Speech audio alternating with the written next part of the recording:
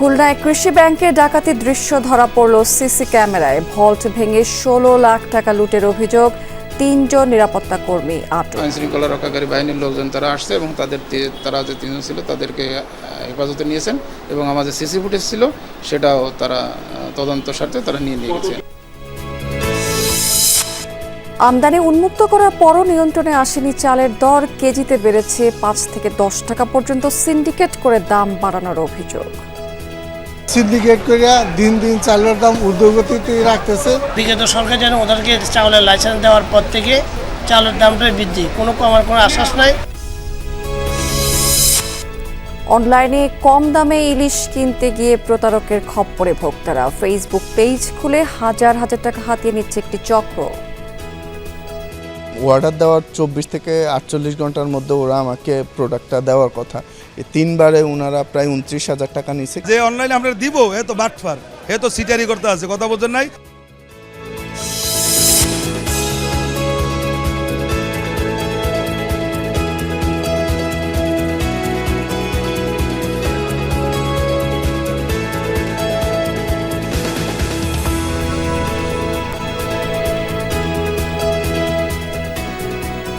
আমন্ত্রণ বিজনেস স্টোরিতে এতক্ষণ শিরোনাম দেখছিলেন। এবার চলে যাচ্ছি পুরো খবর এবং পুরো সময় জুড়ে আপনাদের সাথে থাকবো আমি রাবেয়া স্মৃতি।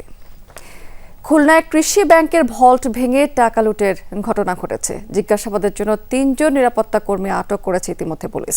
শুক্রবার রাত 10টার দিকে রূপসাঘাট এলাকায় এই ডাকাতির ঘটনা ঘটে। ব্যাংক ম্যানেজার জানিয়েছেন, একজন নিরাপত্তা কর্মী প্রথমে কলাপসিবল গেটের তালা কাটা অবস্থায় দেখতে পায়। এ সময় তার চিৎকার শুনে আশেপাশের লোকজন এগিয়ে আসে। খবর পেয়ে ঘটনাস্থলে যায় পুলিশ।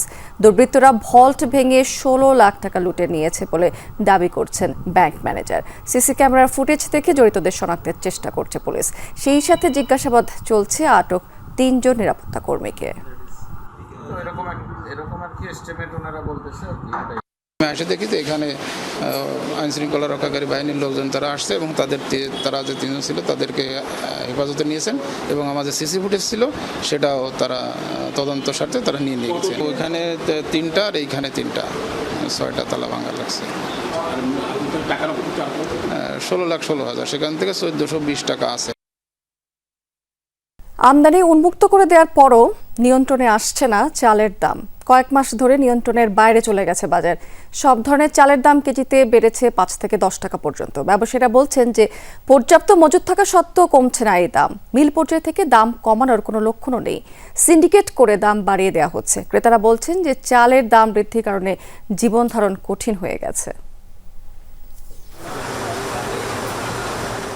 ভোক্তার নিত্য প্রয়োজনীয় পণ্য চাল বেশ কিছুদিন ধরেই নিয়ন্ত্রণহীন এই পণ্যের দাম।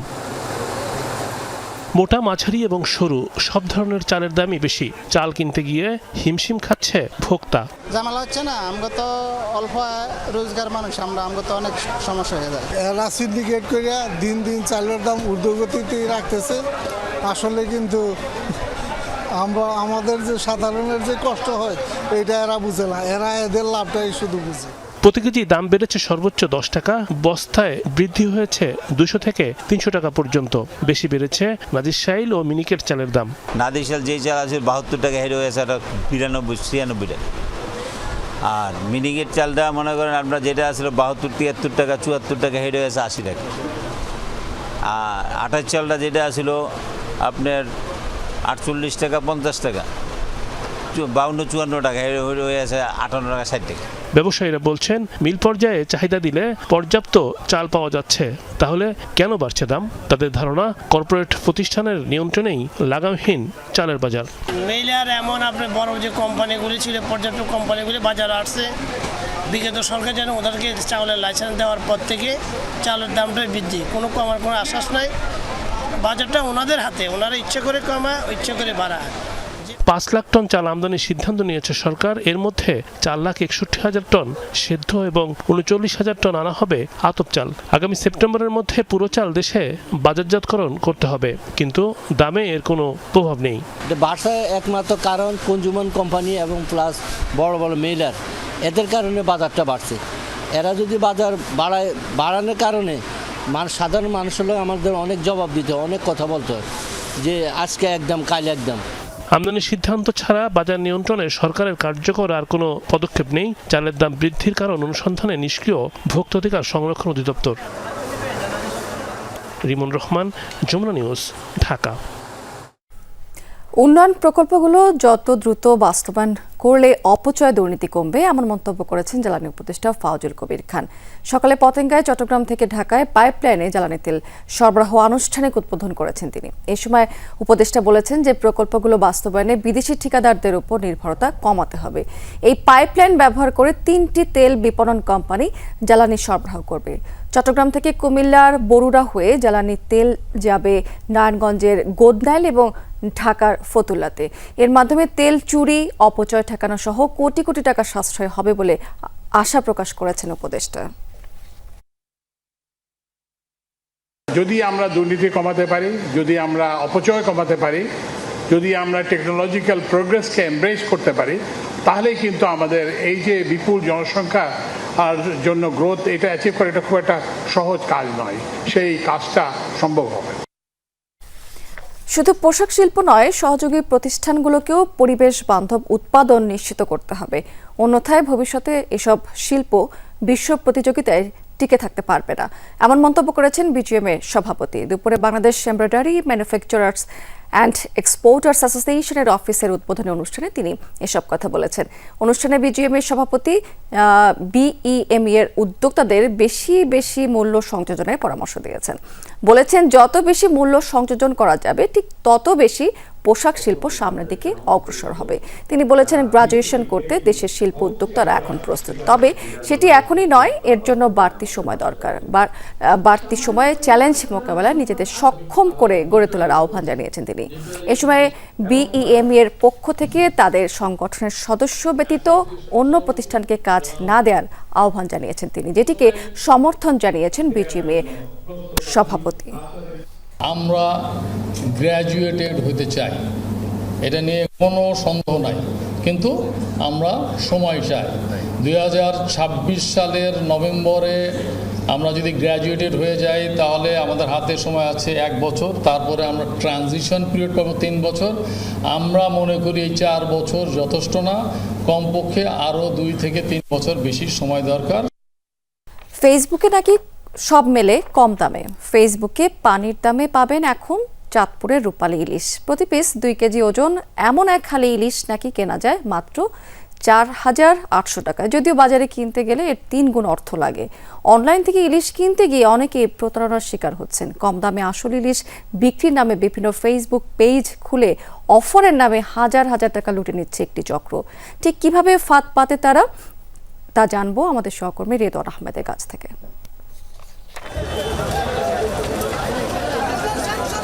বাজারে ঢুকতেই চোখে পড়ছে রূপালী ইলিশ। একসময় মানুষের নিয়মিত খাদ্য তালিকায় থাকলেও এখন ইলিশের স্বাদ নিতে গেলেই টান পড়ে পকেটে।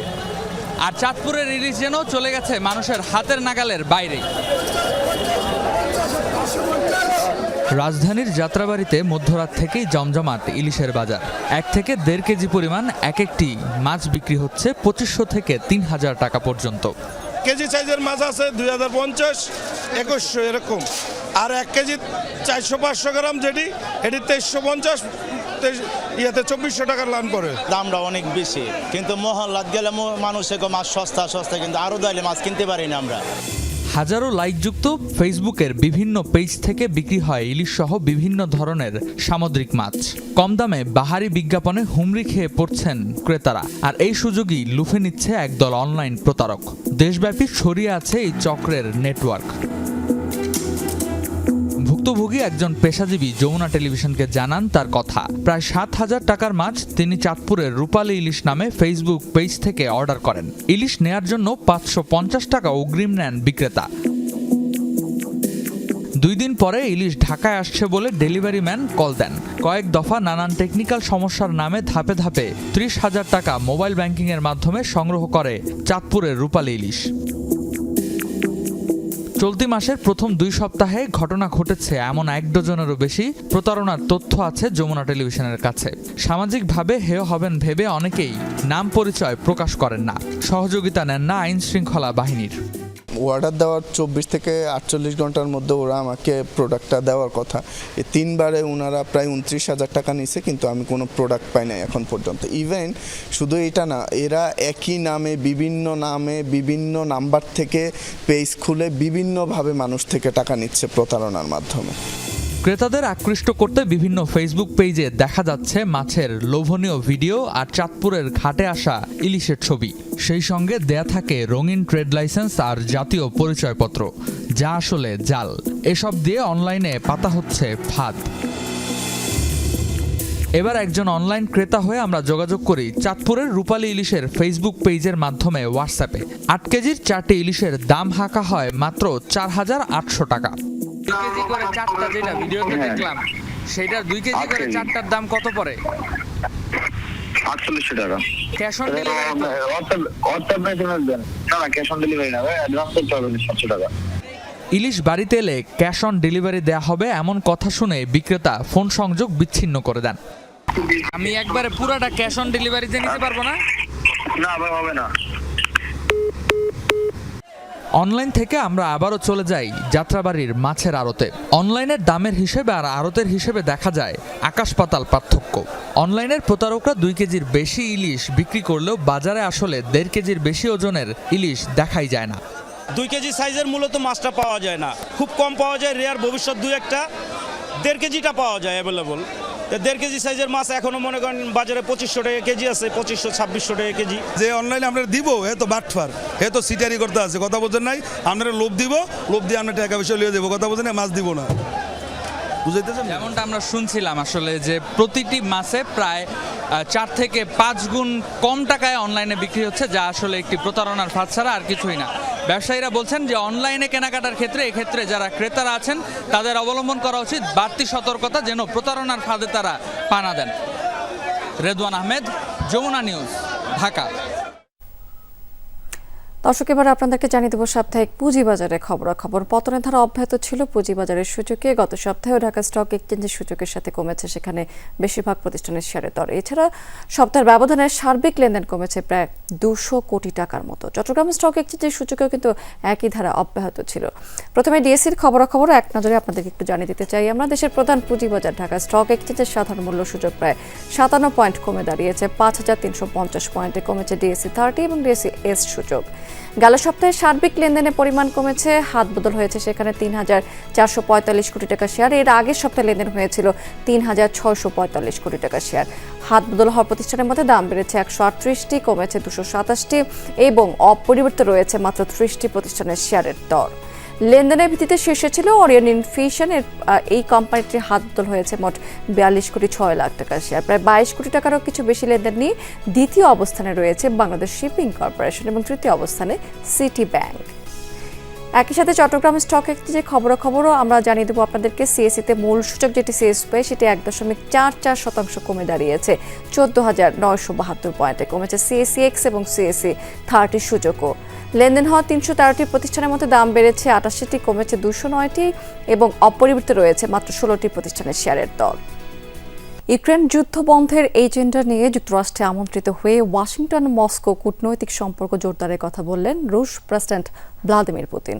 জানিয়েছেন, আলাস্কার আলোচনার মধ্য দিয়ে দুই দেশের সম্পর্কের নতুন এক সূচনা হলো। পারস্পরিক বাণিজ্য এবং বিনিয়োগ নিয়েও আশাবাদ ব্যক্ত করেছেন তিনি। রাশিয়ার সাথে বাণিজ্যিক সম্পর্ক জোরদারে আগ্রহ প্রকাশ করেছেন ডোনাল্ড ট্রাম্প নিজেও। ট্রাম্প পুতিন বৈঠকের লক্ষ্য ছিল ইউক্রেন যুদ্ধ বন্ধে জরুরি পদক্ষেপ। সেই ইস্যুতে সুরাহা না হলেও ওয়াশিংটন মস্কো দ্বিপাক্ষিক সম্পর্ক উন্নয়ন নিয়ে ইতিবাচক আলোচনা হয়েছে দুই নেতার মাঝে। ঘুরে ফিরে এসেছে বাণিজ্য প্রসঙ্গ। ভ্লাদিমির পুতিন বলেন, ইউক্রেন যুদ্ধ বন্ধই কেবল নয়, বৈঠকে যেসব বিষয়ে দুজন একমত হয়েছেন সেগুলো থেকেই হতে পারে যুক্তরাষ্ট্র রাশিয়ার সম্পর্ক পুনরুদ্ধারের সূচনা। জ্বালানি, প্রযুক্তি ও মহাকাশ গবেষণা সহ বিভিন্ন খাতে দুই দেশের মধ্যে বাণিজ্য ও বিনিয়োগের উল্লেখযোগ্য সম্ভাবনা তৈরি হয়েছে বলেও জানান তিনি। আমার প্রত্যাশা, আজ যেসব বিষয়ে আমরা একমত হয়েছি সেগুলো রেফারেন্স হিসেবে কাজ করবে, কেবল ইউক্রেন ইস্যু সমাধানের জন্য নয়, বরং বাণিজ্য সহ যুক্তরাষ্ট্র রাশিয়া দ্বিপাক্ষিক সম্পর্ক পুনরুদ্ধারের সূচনা হিসেবে কাজ করবে। দুপক্ষের বাণিজ্যিক সম্পর্ক নিয়ে আশাবাদ জানান মার্কিন প্রেসিডেন্টও। We also have some tremendous Russian business representatives here. রাশিয়ার কয়েকজন দারুণ বাণিজ্য প্রতিনিধিদের এখানে পেয়েছি। সত্যি বলতে সবাই আমাদের সাথে চুক্তি করতে চায়, আমরাও চাই। কিছু ধাপ্পাবাজ রাশিয়ার সাথে চুক্তি থেকে আমাদের বিরত রেখেছে, বিশেষ করে বাণিজ্য ইস্যুতে। We really made some great progress. Vladimir Putin Ukraine যুদ্ধ বন্ধে রাজি না হলে কঠোর বাণিজ্যিক নিষেধাজ্ঞা আরোপ হবে রাশিয়ার ওপর। আলাস্কা বৈঠকের বেশ আগেই এমন হুঁশিয়ারি দিয়েছিলেন ডোনাল্ড ট্রাম্প। ডরথি তাস্ট্রিন, যমুনা নিউজ। দর্শক, এই ছিল বিজনেস টুডে এখনকার আয়োজনে। এতক্ষণ সঙ্গে থাকার জন্য ধন্যবাদ আপনাদের সবাইকে।